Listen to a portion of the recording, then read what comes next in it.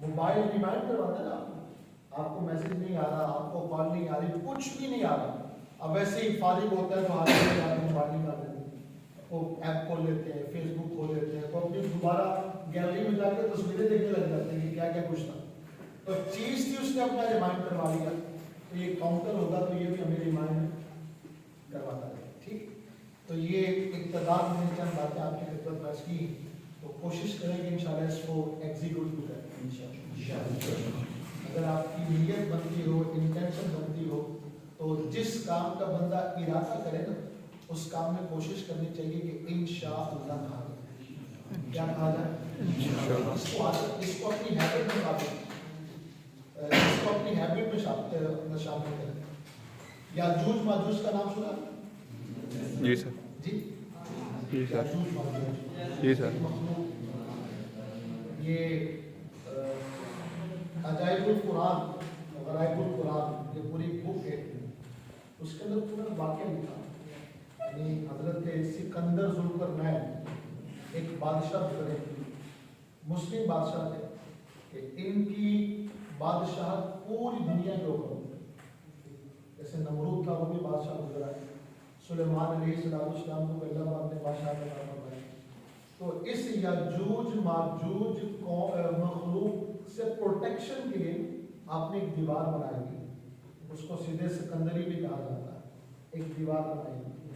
یاجوج ماجوج جو مخلوق ہے یہ صبح سے لے کر شام تک اس دیوار کو چاٹتی ہے, کاٹتی ہے, صبح سے لے کر شام تک اس دیوار کو چاٹتی ہے, کاٹتی ہے.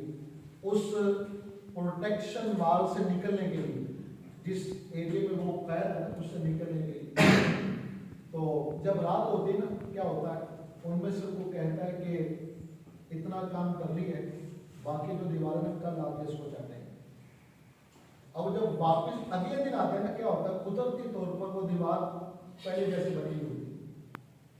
لکھا ہے روایات کے اندر, قرآن پاک کی تفاسیر کے اندر, کہ جب قرب قیامت میں اللہ تبارک و تعالیٰ کو منظور ہوگا کہ ان کو وہاں سے نکالنا ہے, تو ان میں سے کوئی کہے گا کہ اب بقیہ دیوار کو کل آ کے چاٹیں گے, تو جو یہ کہہ دیں گے نا کہ انشاءاللہ کل کریں گے, اگلے دن جب آئیں گے تو دیوار دوبارہ بنی بھی نہیں ہوگی. جہاں تک انہوں نے رات کو کام چھوڑا ہوگا وہیں سے اپنے کام کو کیا کریں گے, کنٹینیو کریں گے, اور پھر وہ نکلیں گے تو جو حشر نشر کریں گے پوری اس کی تفصیل موجود ہے. انشاءاللہ کہنا یہ اس قدر بھی ضروری ہوتا ہے کہ اس کے بینیفٹس ہیں, اس کے فائدے ہیں. اللہ پاک عمل کی توفیق عطا فرمائے. آج کل جو ہمارا معاشرہ ہے دن بہ دن عدم برداشت, پولرائزیشن اور ٹالرنس کی کمی اس کی طرف بڑھتا چلا جا رہا ہے. اور حالات, توجہ ہے نا, حالات دن بہ دن جو ہے نا وہ بہت نامفتبر ہوتے چلے جا رہے ہیں. سوسائٹی بہت زیادہ بگاڑ اور خرابی کی طرف بڑھتی چلی جا رہی ہے, اور اس میں آپ کا میرا جو کردار ہے نا وہ بہت زیادہ اہم ہے. ہم ایک اچھے ہیومن بینگ کیسے بن سکتے ہیں, ہم ایک اچھے ایک سیولائز پرسن کیسے بن سکتے ہیں, مہذب انسان کیسے بن سکتے ہیں. دیکھیں آپ اور میں دنیا میں آئے بھی اکیلے تھے اور دنیا سے جانا بھی اکیلے تھے. دنیا میں آنے کا سفر بھی اکیلے اور دنیا سے جانا بھی اکیلے. لیکن دنیا میں آنے اور جانے کے درمیان کا جو ٹریول ہوتا ہے نا وہ اکیلے نہیں ہوتا. وہ بہت سارے ریلیشنز, بہت سارے رشتے, بہت سارے تعلقات, بہت سارے لوگوں کے ساتھ ایفیلیشنز, بہت سارے لوگوں کے ساتھ کنیکٹیوٹی, یہ ہماری زندگی کا حصہ ہوتا ہے. آنا بھی اکیلے ہے اور جانا بھی اکیلے. لیکن جو دنیا میں رہنا ہے وہ کسی کی 40 سال, کسی کی 50 سال, کسی کی 60 سال, کسی کی 70 سال, یہ اکیلے نہیں. اب دنیا میں رہتے ہوئے میری ذات سے کسی کو 3 چیزیں کون سکتی ہیں. نمبر 1, نہ فائدہ نہ نقصان, یہ ہو سکتا ہے. تو یہ بھی قابل پکڑ نہیں ہے، یہ بھی باعث نقصان نہیں ہے۔ اگر میں کسی کا فائدہ نہیں کر پا رہا تو کسی کا نقصان نہیں کرتا، اچھی بات ہے۔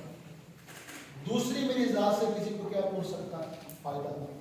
تو بہت بڑی سعادت کی بات ہے کہ میں کسی کے لیے خیر خائی کا سبب بن جاؤں، میں کسی کے لیے فائدے کا باعث بن جاؤں، میں کسی کو راہ راست پر لانے کا سبب بن جاؤں، میں کسی مسلمان کے دل میں خوشی داخل کرنے کا باعث بن جاؤں۔ الدین نصیحہ، دین خیر خائی کا نام ہے۔ خیر الناس من ینفع الناس، تم میں سے بہترین وہ ہے جو لوگوں کے لیے بہتر ہے۔ دوسری جو کیٹیگری وہ کن لوگوں کی ہے؟ جس کی ذات سے لوگوں کو کیا پہنچ سکتا ہے؟ فائدہ پہنچ سکتا ہے۔ اپنے آپ کو چیک نہیں کرتے۔ اور جو تیسری ہے نا، ہماری ذات سے کسی کو تکلیف پہنچنا، ہماری ذات سے کسی کو اذیت پہنچنا، ہماری ذات سے کسی کو نقصان پہنچنا، ہماری ذات سے کسی کی دل آزاری کا سبب بننا، یہ بہت بڑی جو ہے نا وہ نیگیٹو اور نقصان دہ بات ہے۔ اور جس کے جو کانسیکوینسز ہیں صرف دنیا میں نہیں بلکہ قبر میں اور آخرت کے اندر بھی آج ہمیں محسوس نہیں، اور نہ ہی اس حوالے سے ہم کوئی بہت زیادہ ایفرٹ کرتے ہوں گے میری ذات سے کسی کو نقصان نہ پہنچ جائے، میری ذات سے کسی کو تکلیف نہ پہنچ جائے، میری ذات سے کسی کو اذیت نہ پہنچ جائے۔ یہ بات بڑی معمولی لگ رہی ہوتی ہے، لیکن اس کا جو نقصان ہے، اس کے جو سائیڈ ایفیکٹ ہیں وہ بہت بڑے ہیں۔ وہ کیا؟ نبی کریم صلی اللہ علیہ وسلم نے فرمایا، حدیث پاک آپ کی خدمت میں پیش کر رہا ہوں۔ آپ فرماتے ہیں کہ جس نے بلا وجہ کسی مسلمان کو تکلیف دی اس نے مجھے تکلیف دی۔ جس نے بلا وجہ کسی مسلمان کو تکلیف دی اس نے مجھے تکلیف دی۔ اور آپ فرماتے ہیں جس نے مجھے تکلیف دی اس نے اللہ تبارک و تعالی کو تکلیف دی۔ ایک مسلمان کو اذیت میں مبتلا کرنا، ایک مسلمان کو تکلیف دینا، ایک مسلمان کو نقصان پہنچانا بات کہاں تک جا رہی ہے؟ آج ہمیں معمولی لگ رہا ہوگا، اور میں جس نے مسلمان کو بغیر کسی وجہ کے، بغیر کسی لاجک کے، بغیر کسی ریزن کے تکلیف دی تو اس نے کیا کیا؟ مجھے تکلیف دی۔ اور جس نے مجھے تکلیف دی نبی پاک علیہ السلام فرماتے ہیں اس نے اللہ تبارک و تعالی کو تکلیف دی۔ اور قرآن پاک میں جو ان لوگوں کا نقصان بیان فرمایا ہے، اللہ فرماتا ہے ان الذین یؤذون اللہ ورسولہ لعنهم اللہ فی الدنیا والآخرہ وأعد لهم عذابا مہینا۔ ترجمہ سنیے، بے شک جو تکلیف دیتے ہیں اللہ اور اس کے رسول کو، ڈائریکٹلی اللہ اس کے رسول کو تکلیف نہیں دیتا، لیکن جب مسلمانوں کو تکلیف دی تو نبی پاک علیہ السلام نے کیا فرمایا؟ جس نے مسلمان کو تکلیف دی اس نے مجھے تکلیف دی، جس نے مجھے تکلیف دی اس نے اللہ کو تکلیف دی۔ تو رب فرماتا ہے کہ بے شک جو ایذا دیتے ہیں، تکلیف دیتے ہیں کسے؟ اللہ اس کے رسول کو، ان پر اللہ کی لعنت، اللہ کی لعنت، استغفر، دنیا اور آخرت میں، صرف دنیا میں نہیں آخرت میں بھی لوگوں پر لعنت۔ اور اللہ نے ان کے لیے ذلت کا عذاب تیار کر رکھا ہے، ان کو ذلیل کیا جائے، ان کو رسوا کیا جائے۔ آج دنیا میں کسی کو ذلیل کیا جاتا ہے، کل کو کسی کے متعلق بھی معاملہ یہ ہو سکتا ہے۔ تو میرے پیارے بھائیوں، میری پیاری بہنوں، یہ جو معاملہ ہے یہ عام معاملہ نہیں۔ ہم میں سے اچھا کون ہے، ہم میں سے برا کون ہے، چیک کریں، آئیے چیک کریں۔ بیٹھے بیٹھے لیبارٹری ٹیسٹ کر لیتے ہیں، یہ وہ ٹیسٹ ہے کہ جس کے لیے ہمیں کوئی لیبارٹری میں نہیں جانا پڑے گا، کوئی اپنا کوئی بلڈ دینا پڑے گا، بیٹھے بیٹھے ٹیسٹ کرتے ہیں۔ نبی کریم علیہ السلام فرماتے ہیں، آپ فرماتے ہیں آپ نے صحابہ کرام موجود تھے، فرمایا میں کہ اب تمہیں اچھوں اور بروں کی خبر نہ دوں کہ تم میں سے کون اچھا اور تم میں سے کون برا؟ سب خاموش رہے۔ 3 مرتبہ آپ نے ریپیٹ کیا کہ میں تمہیں خبر نہ دوں کہ تم میں سے کون اچھا ہے تم میں سے کون برا؟ ایک شخص نے کھڑے ہو کے عرض کیا، آقا میں ضرور بتائیے کہ میں سے اچھا کون ہے اور میں سے برا کون ہے، میں اپنے متعلق چیک کروں اور اپنے متعلق چیک کروں۔ نبی کریم علیہ، میں اپنے آپ کو لاکھ اچھا، میرے بل کا تو چچا بندے کو نہیں، میں تو دودھ کا، میں تو حضرت، میں تو یہ، تو میں تو وہ، تو میں تو ویسا، اپنے منہ میاں مٹھو بن رہے ہوتے۔ نہیں، جو شریعت نے معیار مقرر کر رکھا ہے، جو شریعت نے سٹینڈرڈ سیٹ کر رکھے ہیں، ہم اس سٹینڈرڈ پر پورے اترتے کہ نہیں اترتے؟ نبی کریم علیہ السلام فرماتے ہیں کہ تمہارا بھلا وہ شخص ہے جس سے خیر کی امید کی جائے اور اس کے شر سے لوگ امن رہیں۔ ایکسپیکٹ کیا جائے کہ اس سے کیا ملے گا؟ جی خیر کی امید کرنا، یہ پتہ ہے کسی کو شر نہیں پہنچا سکتا۔ خیر کی امید کی جائے اور اس کے شر سے کیا ہو؟ لوگ امن رہیں، اس کے شر سے لوگ محفوظ ہوں، اور لوگوں کو اپنے شر سے نقصان نہ پہنچائے اور لوگوں کو اپنی ذات سے تکلیف نہ پہنچائے۔ اور میں جس سے خیر کی امید کی جائے اور اس کے شر سے کیا ہو؟ امن۔ اور میں تمہارا برا وہ شخص ہے جس سے خیر کی توقع نہ کی جائے، یعنی اس سے خیر کی امید نہیں۔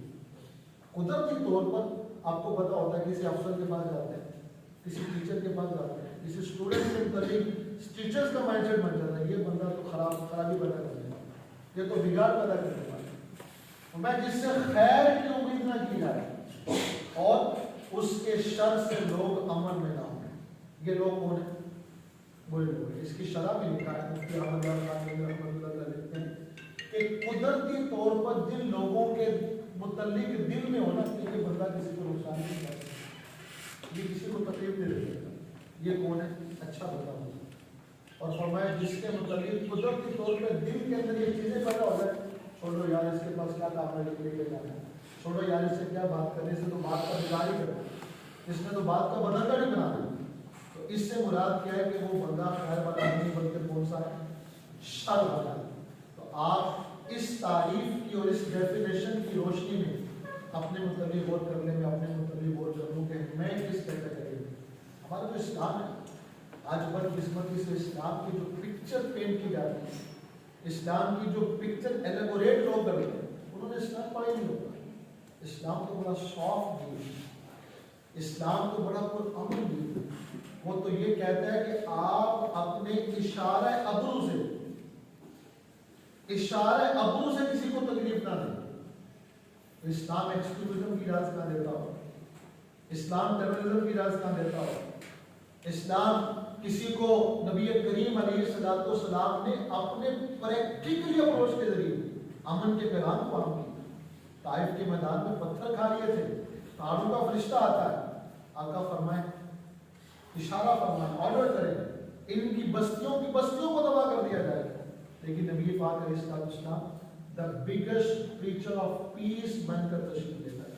لوگ کو کہتے ہیں نا آج نوبل پیس کا ایوارڈ ملتا ہے، وہاں پر وہ سب سے بڑا تو دہشت گرد ہوتا ہے، سب سے بڑا تو اس کی جو ریپوٹیشن ایسی ہوتی ہے اس کو پیس کا انعام ملنا ہوتا ہے، حالانکہ اس نے پوری دنیا کے پیس کو تہوارو کیا ہوتا ہے، لیکن ان کو ایوارڈ ملنا ہوتا ہے۔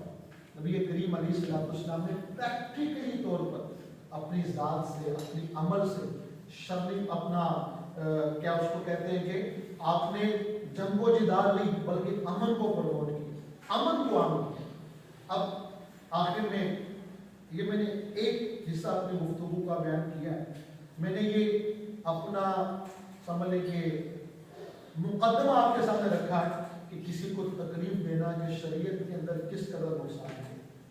آپ چیک کر لیں کہ میں تکلیف دیتا ہوں نہیں دیتا۔ بدقسمتی یہ ہے کہ ہمارے معاشرے کے اندر جب بھی کچھ طرح کی باتیں ہوتی ہیں ہم دوسرے کے متعلق غور کر رہے ہوتے ہیں، اپنی ذات کو بھول جاتے ہیں۔ یہ ساری باتیں اس کے متعلق ہوتی ہیں، وہ ایسا ہے، وہ ایسا ہے، وہ ایسا ہے، وہ ایسا ہے۔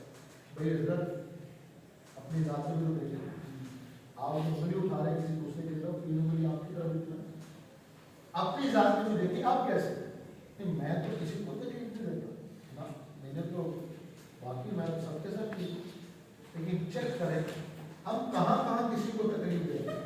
نمبر 1 احسان جتلانا،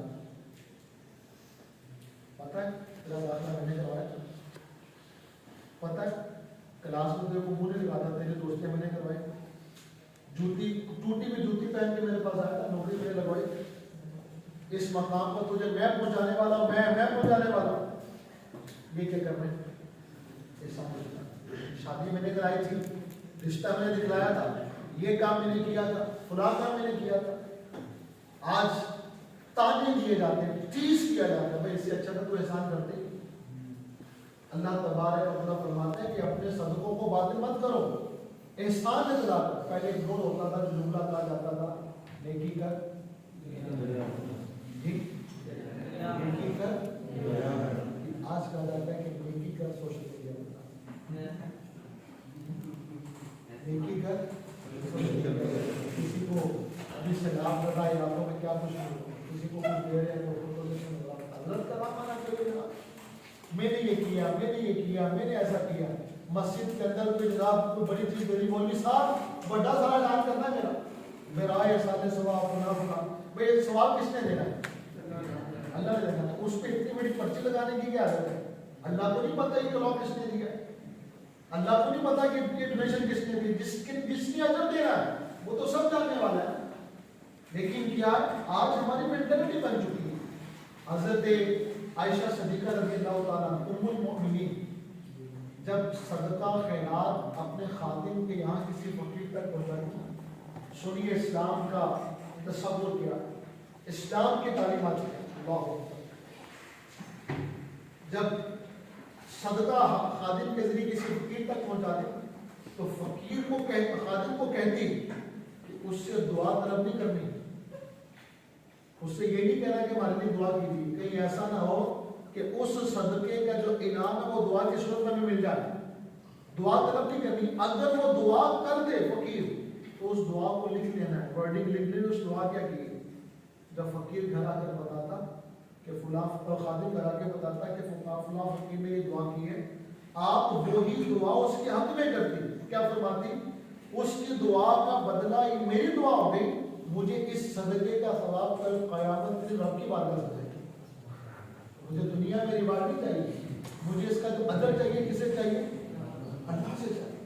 एहसान जतला कर हम किसी के ऊपर किसी को तकलीफ में मुब्तला करते हैं, किसी को अजियत में मुब्तला करते हैं। एक और तकलीफ देने का जो सबब होता है जब हम किसी के मेहमान बनते हैं, हम किसी के मेहमान बनते हैं, हम मेहमान नहीं बनते, इंस्पेक्टर बनते हैं। अभी तक लाभ नहीं तब्दील करवाया यार, तेरा सोफा पहले भी ऐसा था, तो बोला कि मैंने सोफा तब्दील कर, बेचारा घर का गुजर बसर पता नहीं कैसे कर। यार तेरी मोटरसाइकिल तो ऐसे की ऐसी है, अल्लाह के पता मोटरसाइकिल तब्दील करना है, घर के बर्तन तेरे पास पैसे नहीं। हम वो कहता है कि मैंने बुलाया तो मेहमान था, ये इंस्पेक्टर कैसे आ गया, सीआईडी ऑफिसर कैसे आ गया।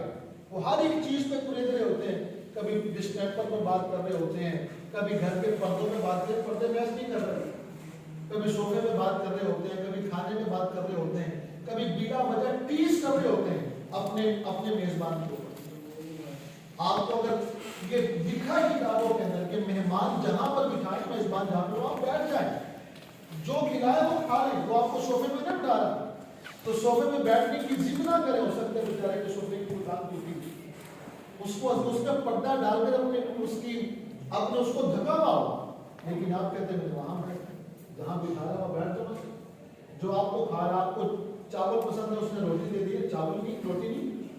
रोटी पसंद है आपने चावल चाहिए तो आप कहते हैं चावल नहीं। कुछ भी मांग रहे होते हैं, हो सकता है कि जो चीज मौजूद ना हो उसका सवाल कर रहे हैं और उसको अजियत में मुब्तला कर रहे हैं। जो खिलाया जाए वो खा लिया जाए, जहां पर बिठाया जाए वहां पर बैठ जाए। ये हमारे दीन इस्लाम की तरबियत है। अब मेहमान बनते हैं, हमें मेहमान बनना नहीं आता, हम अजियत दे रहे होते हैं अपने जुमलों के जरिए, उसमें घर के निज़ाम पर डिस्कशन कर रहे होते हैं, घर के सिस्टम पर। यार तेरे बच्चे तो बड़े बदतमीज हो गए, अगरचे अगर बच्चे ने कोई बदतमीजी करी दी है तो आपको क्या जचता है क्या बताएं? तुम्हारे बच्चे तो तुम्हारे आपको तुम्हारे कहे से बाहर निकल गए। अब इस जुमले से उसके दिल के कितने जो है ना वो तार होते होंगे, कितना उसका सीना छलनी होता होगा जुमले की वजह से। इसी तरह आगे चलिए, हम मरीज की अयादत करते हैं। मरीज, अच्छा फिर इसमें एक और बात अर्ज करो, बात आपके मेरे घर में भी मेहमान आते हो तो मेहमान जब हमें मेजबान भी नहीं बनना, एक होता मेहमान बनना भी नहीं आता, मेजबान बनना भी नहीं आता। जिन चीज़ों में जल्दी करनी चाहिए उसमें एक चीज़ ये भी है कि मेहमान को खाना खिलाने में जल्दी करनी चाहिए। एक शख्स किसी के घर में गया तो उसको भूख बड़ी लगी, अब बेजुबान लंबी लंबी बातें की जाए, लंबी लंबी बातें की। अब बातें करने के बाद फिर वो इतर ले आया, सर ये देखे मैं कैसे इतर ले रहा, कभी कुछ ले आया, कभी कुछ ले आया, कभी कुछ। बातों बातों में बात करता है कि आपको कौन सी खुशबू पसंद है। उसने मुरब्बत में कह दिया कि मुझे सबसे ज़्यादा खुशबू खाने की पसंद है। अल्लाह के बंदे को भूख लगी हुई थी, उसने कहा मुझे सबसे ज़्यादा खुशबू सब पसंद है वो खाने